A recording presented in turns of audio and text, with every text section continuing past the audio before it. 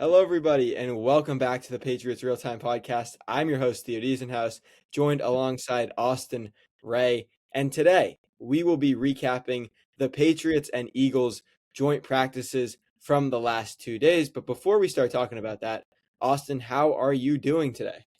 I'm doing pretty good, Theo. How about yourself? I'm doing fantastic. Came back from joint practices actually a while ago at this point, but it was a fun 2 days. The Patriots were competitive. The Eagles were competitive. It was not 2024 when the Eagles sacked Drake May and Jacoby Brissett 14 times in 11-on-11 periods. There were a few would-be sacks, but that's expected. It's football. There are sacks every game. But I thought a really good performance from Drake May. I thought a really good performance from A.J. Brown. Things that you love to see. But I don't want to give away our good list too early. I do want to start talking about the individual days and talk about what happened, some things that are probably not going to be mentioned on the good list. But my first thing in the notes is Drake and AJ's connection was fantastic. 7 for 7 Yeah.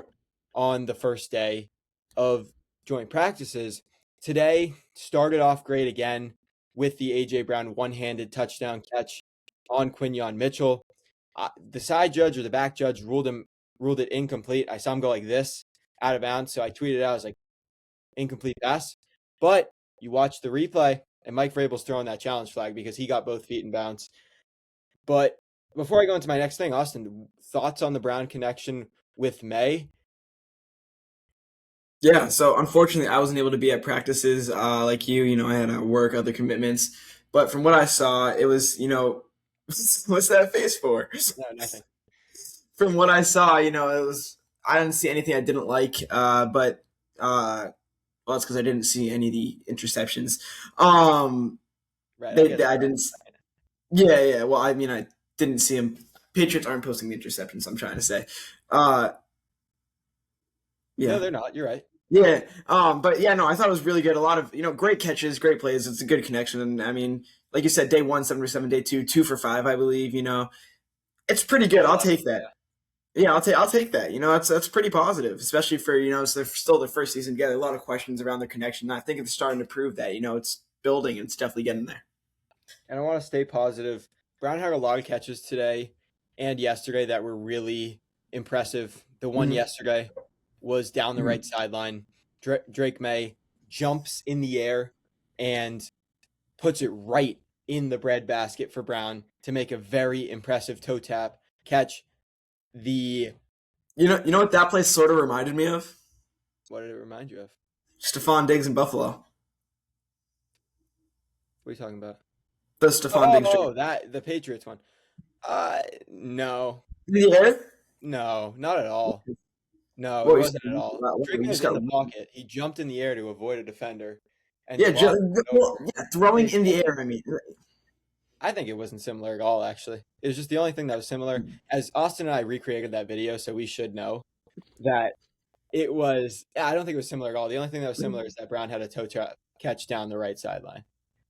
But, anyways, today I thought he had even more impressive catches. There was one that, if you just watched it and you weren't really keeping a keen eye on it, it looked like it was a good catch, but it didn't look that impressive.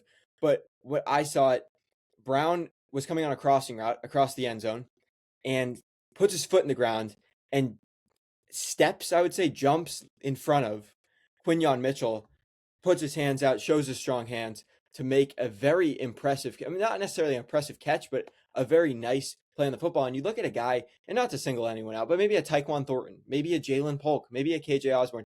Name your ex receiver from 2020 to 2025, 2024, maybe, because Diggs was here. And that guy is running and waiting for the ball to get to him, and it's getting intercepted by Quinyon Mitchell. Brown knew he had to step in front of him, and he does, and he makes a very impressive catch. And I was very impressed by that. Also, Quinyon Mitchell was all over Brown on a slant in the back of the end zone. He had hands on his arms. Brown was still able to make the catch. Brown got hit pretty hard on another quick slant by Tariq Woolen. He once again showed his strong hands. Very impressed by Brown. And it's crazy because, like I mentioned, name your X receiver, not like X receiver that plays the X position, but name your blank receiver. that played for the Patriots from 2020 to 2024. And now look at A.J. Brown, one of the best receivers in the league, and he's proving it every single day that he's out there at Patriots practice. Yeah. Yeah. I completely agree. Okay, negatives from Brown. So this wasn't necessarily Brown's fault. This was more of a May thing. He said it was his fault, but Drake was picked by Tariq Woolen. It was a speed out, and May threw to Brown too late, he said, and it was picked off. Reek ran 100 yards back and somersaulted into the end zone. Nobody even tried to catch him. It was a pick six, but like I said, nobody tried to catch up to him. And then the other interception was all of Brown's fault. It was a slant. Thought Brown came down with the football, but it was punched out by Reek Woolen and intercepted by Jalix Hunt. It was a really nice play from both of those guys. Brown secured it, punched out, went about 7 yards backwards. And I was sitting there like, how did this happen? This physically does not make physics was not working out there for me. But then I realized that he punched out, and Jalix Hunt made a really nice diving catch to pick off Drake May. Yeah. Yeah, like I said, I was unfortunately not able to see either of those. Well, I saw the first one, not the second one. I was not able to see, but yeah. Sure. All right. Sticking with day one, I know we talked a little bit about day two there. My bad on that. But Hassan Haskins, leading the race for RB3 right now, had a fumble, unfortunately. It was after, I'd say, a pretty strong run. Don't really need to get too much into it. Bryce Behringer, another good day. Love to see it. Told Ethan this. I am on Bryce Behringer Island this year. I've Are been you? considered. Yes, Austin started the island, and I took a boat, and I'm there now.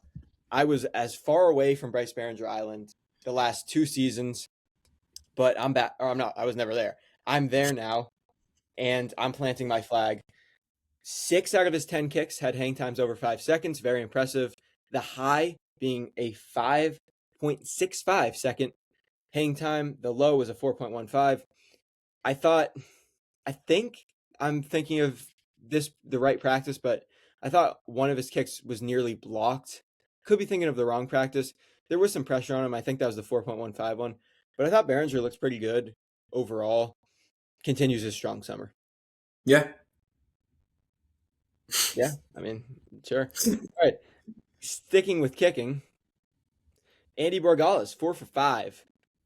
You have a fight breakout on his missed kick. Missed it wide right. He doinked one off. I want to say it was the little. No, he missed.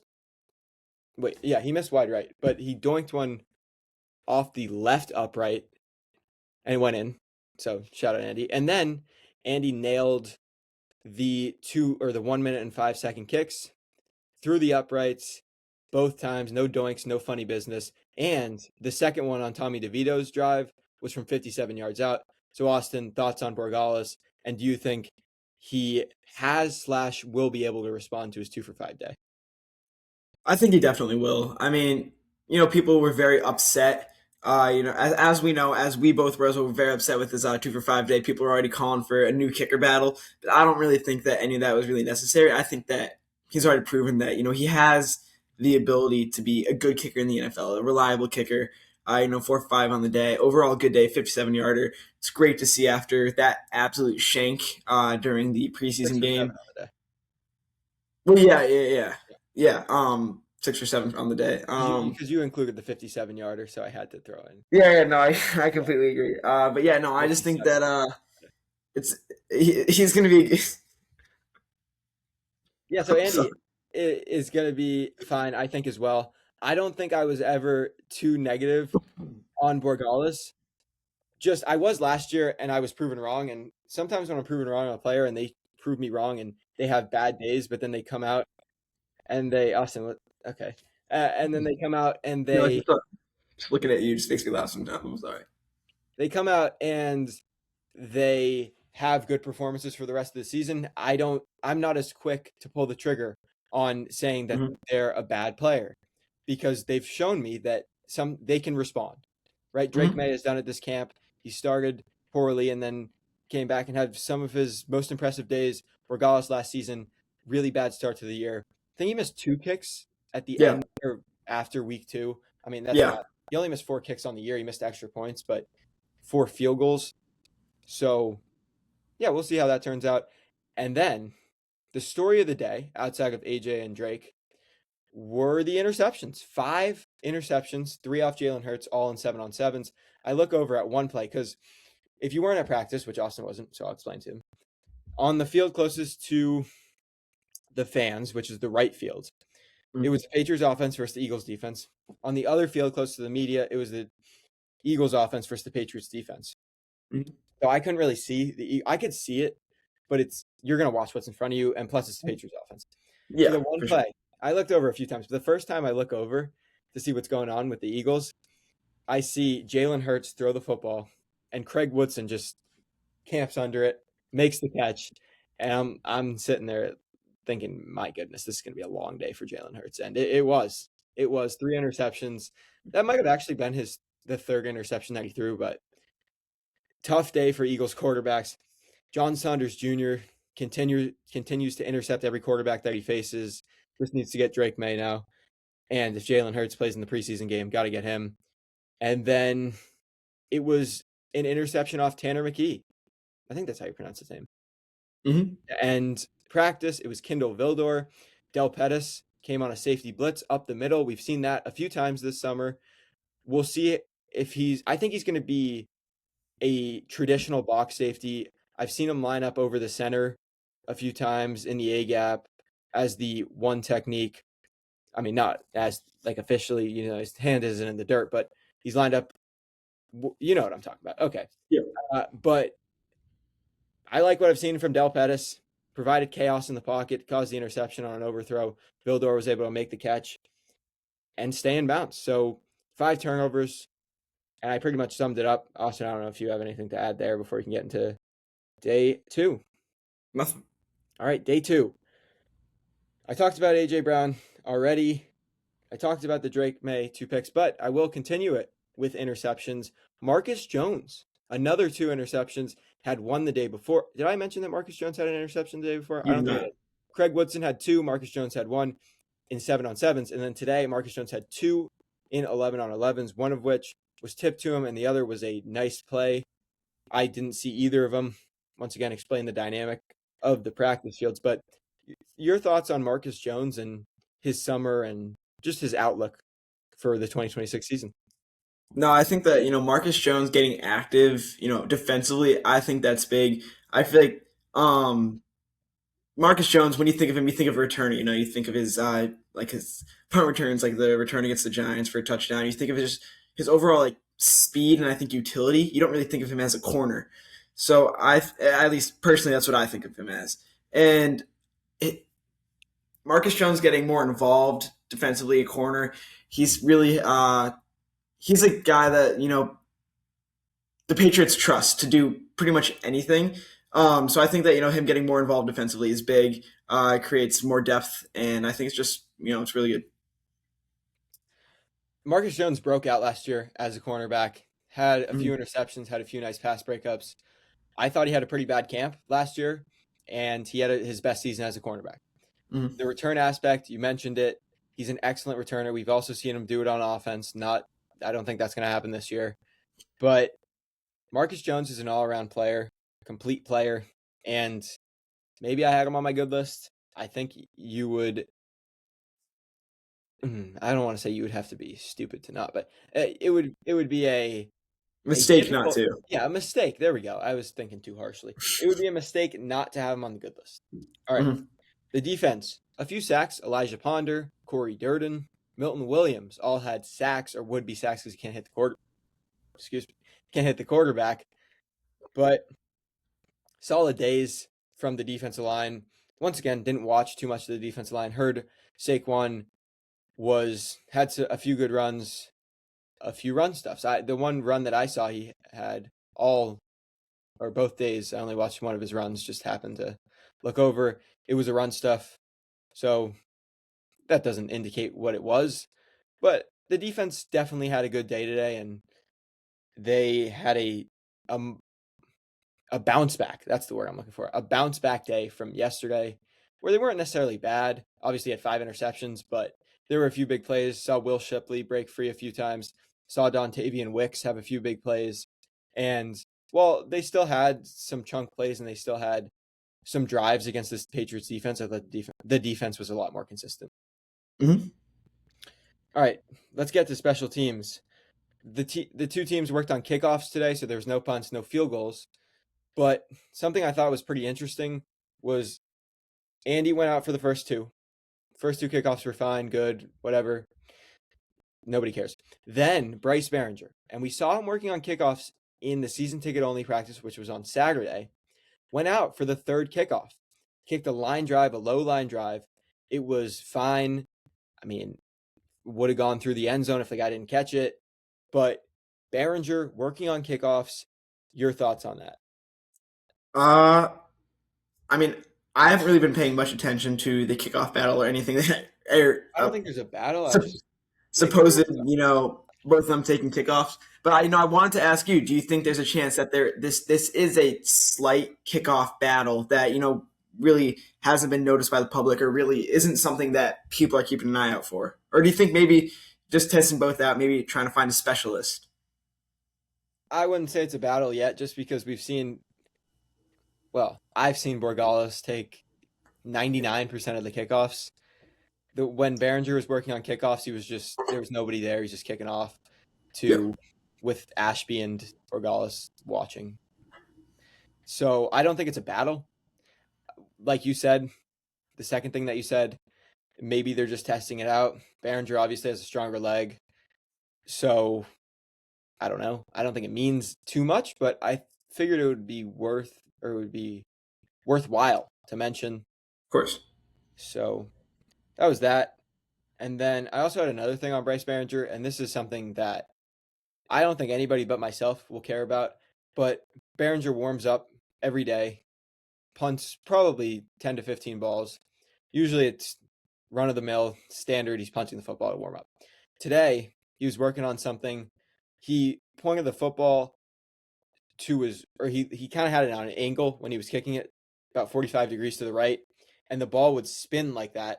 It wasn't end over end, and it wasn't a spiral. It would spin like a 45-degree angle end over end, and the ball had some serious movement on it. Chisholm dropped a punt, which not something we see. Andy tried to catch one, did not go well for him. He also dropped it, but I thought Chisholm had a tough time with him. Behringer didn't really control it very well, but maybe that's something he adds to his bag this year. Yeah, yeah, that's definitely something worth noting. Yeah. All right, 3 up, 3 down. We've done it after all the practices this summer. This is our last training camp recap podcast. So, Austin, why don't you lead us off? So my first one, we both mentioned him. You said it would be a mistake not to include him. Is Marcus Jones. Him. Plenty of interceptions. It's just 3 interceptions over the 2 days. Two really solid days, good days overall for Marcus Jones. And I think it's just big to see him. Like you said, he came out last year as a cornerback, came out strong. So it's really good to see him already proving himself to make a good case for him again defensively. Yeah, I think That came out horribly, but yeah. We pretty much summed it up. I think it was Yeah. fine. Thank you. So, yeah, you summed it up. There's not much more I can say. AJ Brown is my number one up. Mhm. I'm sure he's on your list as well. Yeah. Well, I just had the entirety of the wide receivers. I feel like overall, very good wide receiver. Yeah, why don't you talk about that, because we already talked about AJ Brown at length. Yeah. So for me, the wide receivers, we saw, which day was it? We saw Kyle Williams catch a 40-yard touchdown from Tommy DeVito. That was today, right? Yep. Yeah, so we saw that from Kyle Williams. We saw Romeo Doubs have a couple nice touchdowns from Drake May, 50-yard gain.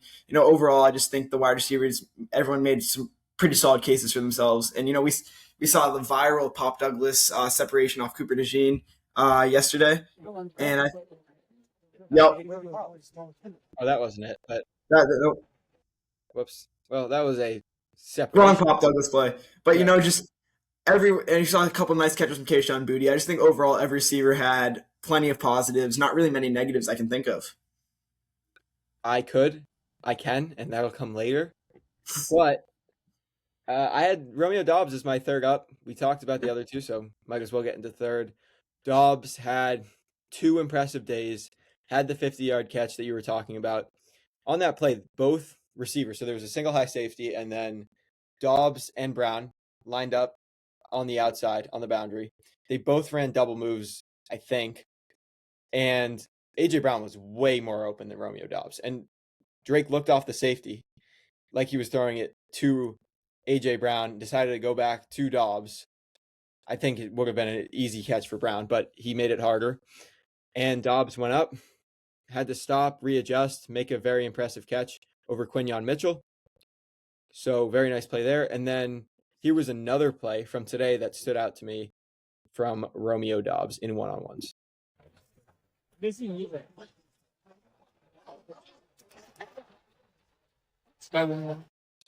So he wins on the release, and then he beats him at the break and makes an impressive toe tap catch. And then for my tweet, I made sure to see how far the ball went 20 yards, if you were wondering. I know, very, headline stuff right there. Front page news. It's thorough stuff. Yes. So thought it was a nice catch from him. Thought it was a nice day from him. He also had the game-winning touchdown catch, or the period-ending touchdown catch from Drake May. The last throw Drake May will take in front of the fans until, well, unless he plays in a preseason game, but maybe not. I don't know if he will. Until Seattle, potentially. Yep. So, good stuff from Dobbs. And now we have the famous, almost made the good list. Let me read it off for you. Whoa. I still have one more good. I forgot about that. My bad. So my third good was Mike Onwenu. A little bit different for me to look into the offensive line. Normally I'm a big skill position guy talking about the wide receivers and quarterbacks. I know, this really is crazy. He was 100% in his 1v1s. I think that was today. If that's not true. One-on-ones. Oh, well, yeah, I believe that. Here, 1 sec. Let me just pull this up. It's okay. Yep, Mike Onwenu was 100% his 1v1s. And I think that the rest of the offensive line, once we got to 11v11s, was a little iffy from what I heard. But Mike Onwenu proved to overall be pretty solid during the 11v11s. I don't think he let up a pressure. So I think just overall, 100% in 1v1s and pretty solid 11v11s. I think that deserves some praise. And you missed actually the highlight. Yesterday, he went 2-0 versus Jalen Carter.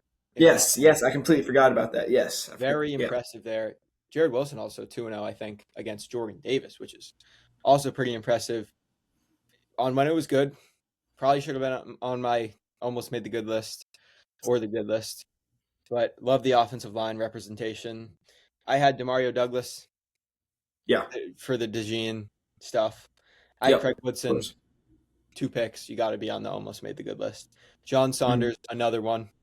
Just added to his repertoire. No, not his repertoire. Added to his collection of picks that he's had this summer.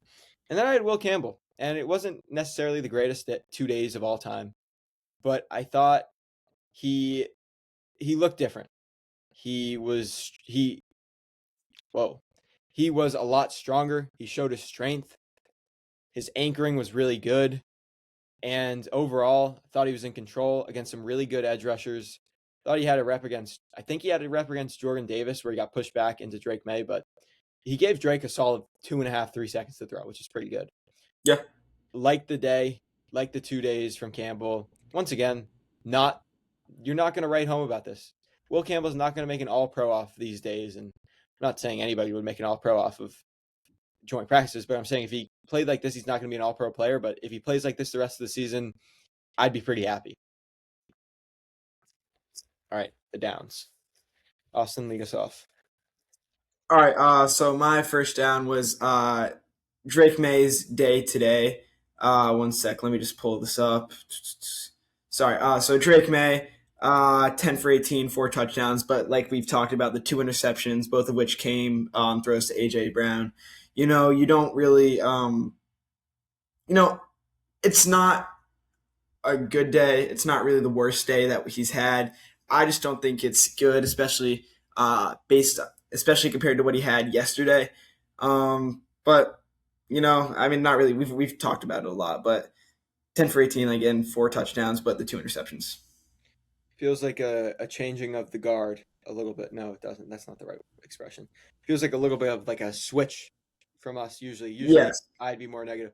I don't think I would have him on my bad list. I mean, not I don't think. I didn't have him on my bad list for a reason, and that's because I thought some of the, 10 for 18 isn't good, but I thought most of his throws that weren't completed were uncompetitive in a way that it was the guy was covered and he wasn't trying to force anything in there. I don't remember any drops. I think Travion maybe had one, potentially, something along those lines. AJ Brown, the second interception was not at all Drake May's fault. So I wouldn't have him on the bad list. I'd actually have him closer to the good list if you're talking about overall days from Drake. But I didn't have him on either list just because of, you know, 10 for 18, and that pick was pretty bad. My number one down, Efton Chisholm. I teased it earlier. I didn't think he showed enough. Thought he had a rep in one-on-ones where he was blanketed in coverage. He had a rep where he actually won down the field. DeVito dropped it right in the breadbasket, and it would have been a very impressive catch if he made it, but he should have made the catch. It hit. I think it hit both hands and fell to the ground. So if Efton Chisholm wants to make this team, which on the record, I still think he's going to make this team, and I don't think there's anything outside of dropping every pass that he has for the rest of the summer that can take him off this team. But I wanted to see more. We haven't seen the flash from Chisholm this year, and he's been getting reps with the ones, but I don't think he's necessarily earned them. Also, side note, Kyle Williams, log of reps with the ones. I love to see that. Big fan of that. I'll go with my number two down, actually. Go for it. Speaking of repping with certain teams and not getting reps, I had Jim Miller. And it wasn't because of anything he did. It was just he looked like the sixth running back. I don't think that he had a single carry today. And I could be wrong on that, but I didn't see him out on the field one time. I saw him for kickoff returns, but I didn't see him on the field with the top or the backup offense. Yesterday, he was fine. He repped as the sixth running back. Hassan Haskins took his spot. JaMychal Hasty took his spot. Lan Larison has been ahead of him, but he took a spot. And maybe this is a weird thing where he's going to get a lot of reps in the preseason game, and who knows what happens. And maybe at the end of the day, you end up keeping Jam Miller and Lan Larison, and you say, well, Hassan Haskins and JaMychal Hasty were free agents on their couch 2 weeks ago, so we can get them to the practice squad. And you don't know about that with Larison and Miller, but I really think that you can get Larison to the practice squad because realistically, he's done absolutely nothing in his NFL career, and he's having an okay summer. And then Jam Miller, maybe you can't just because he went to Alabama and he's had an okay summer. Maybe the Colts pick him up because they thought he had a good game. But I think you can get all four of those guys to the practice squad. Now, they're not going to cut all four of those guys, obviously. They're going to keep at least one. And right now, I'd say Hassan Haskins is the guy. And if you asked me last week at this time, I would have said 100% Jam Miller. So the fall off was evident, and the fall off was, I would say, scary for people that are holding stock in Jam Miller RB3 stocks right now. But the race is not over. There's still more time for that stock to go up. There's still more time for Miller to earn more reps. And maybe this was just we want to see Hassan Haskins and we want to see JaMychal Hasty and we want to see Lan Larison. But regardless, I don't love it for Jam Miller at all. Yeah, no, I really haven't been paying to the RB3 race nearly as much as you have. I feel like it's always a topic of conversation. But, I think that Jam Miller's step back is definitely noticeable. He wasn't really on my list because I wasn't really thinking that way. But for my second, I had the Patriots step back from day one. I feel like day one, the Patriots were dominant, and I feel like that was, What my happened? computer's at 5%. That's fine. It should survive.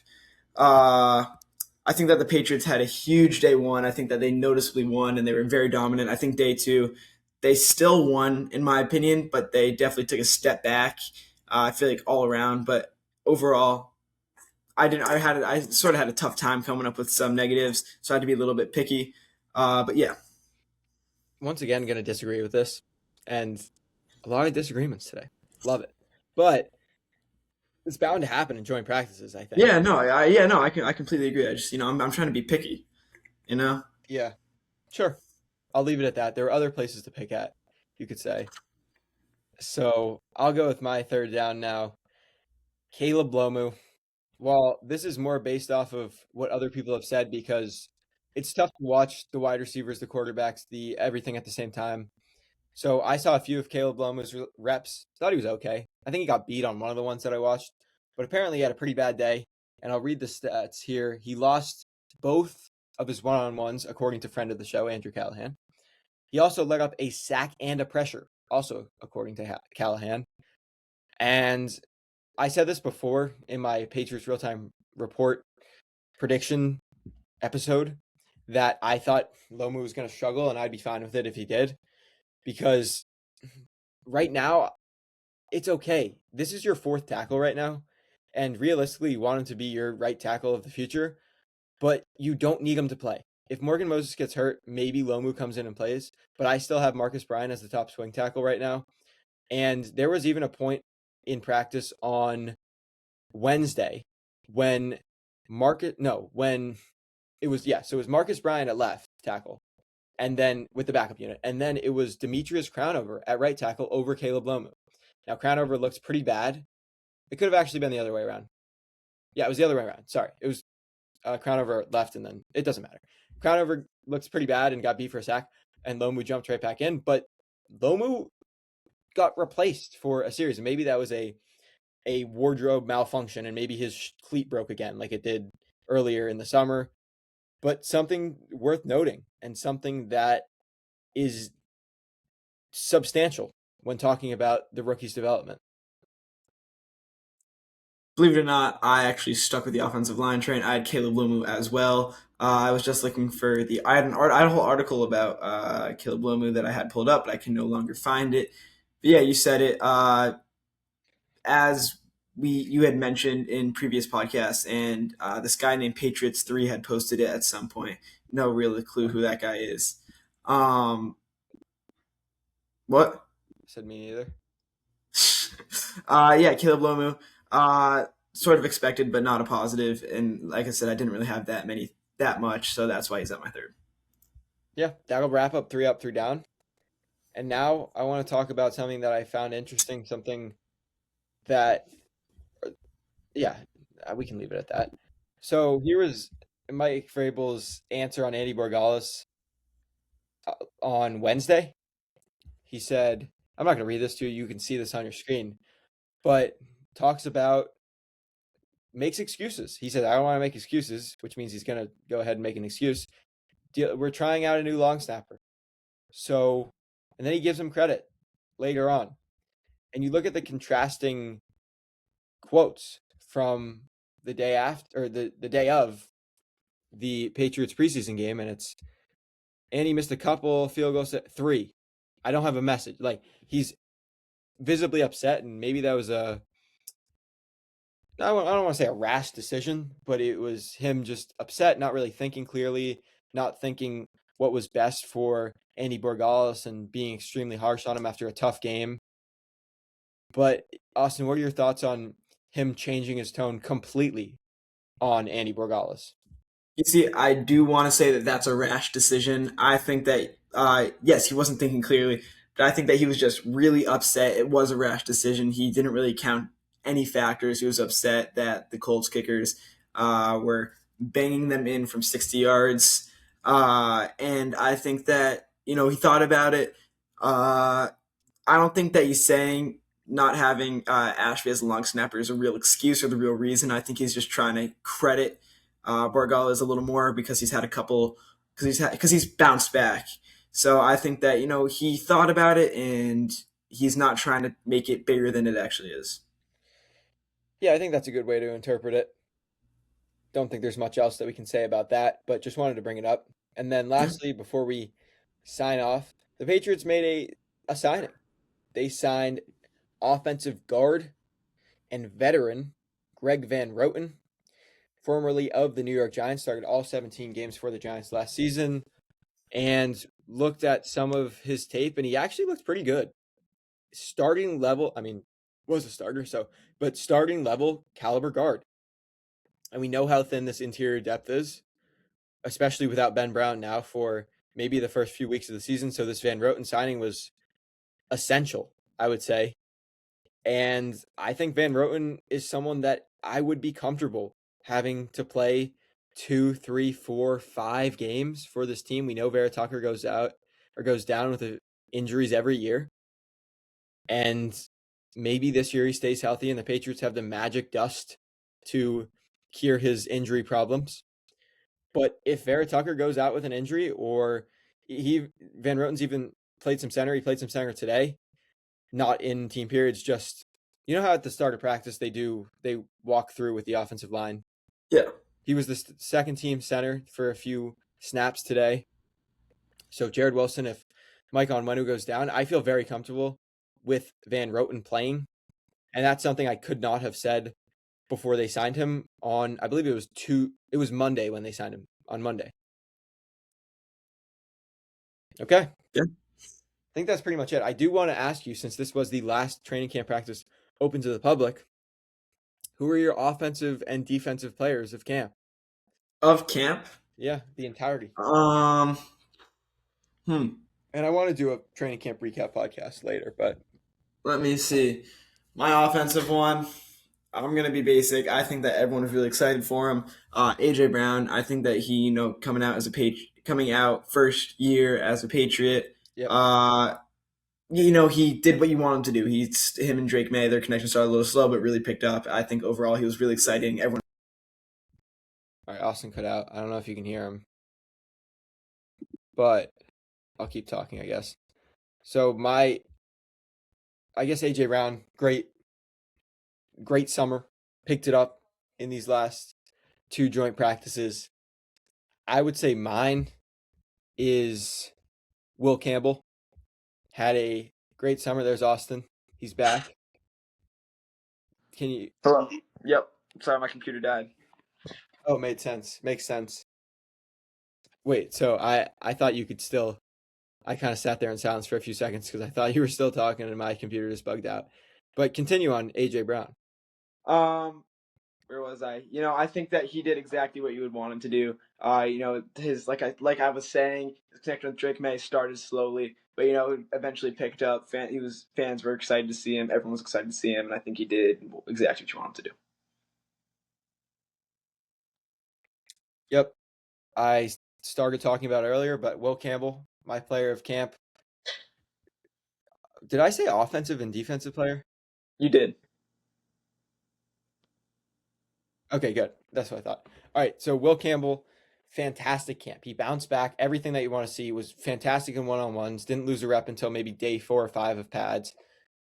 Looked solid in all 3 joint practices. Big fan of his summer, and I think he's going to continue to build on it during the regular season. All right, I'll go to my defensive player, and this is a little tougher. Got to think about it for a second or two. Actually, I got it. Christian Gonzalez looked good out there when he was there, and the cornerbacks looked bad when he was out.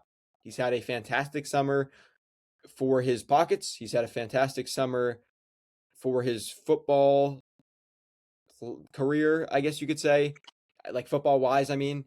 Mm-hmm. So Gonzalez is the winner of Patriots training camp. Yeah, I would. Extension. I would agree.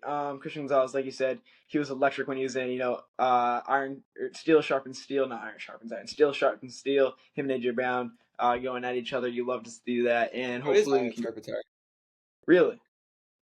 Yeah, I'm just not smart then. But yeah, good summer overall. Wow, excuse you. Good summer overall, and yeah, you sort of covered it all. I think there's a little bit of a lag. There is a noticeable delay. Yep. Yeah, good thing that this isn't the full podcast, but we'll wrap it up. Thank you guys for tuning in. Want to get a full summer recap soon. We'll have a preview of the Patriots-Eagles game. Also a Patriots-Browns game next week. We'll have the recap, and we will have a full summer recap / a Patriots 2026 season look ahead. Find us on Instagram, me, Patriots3, Austin Ray.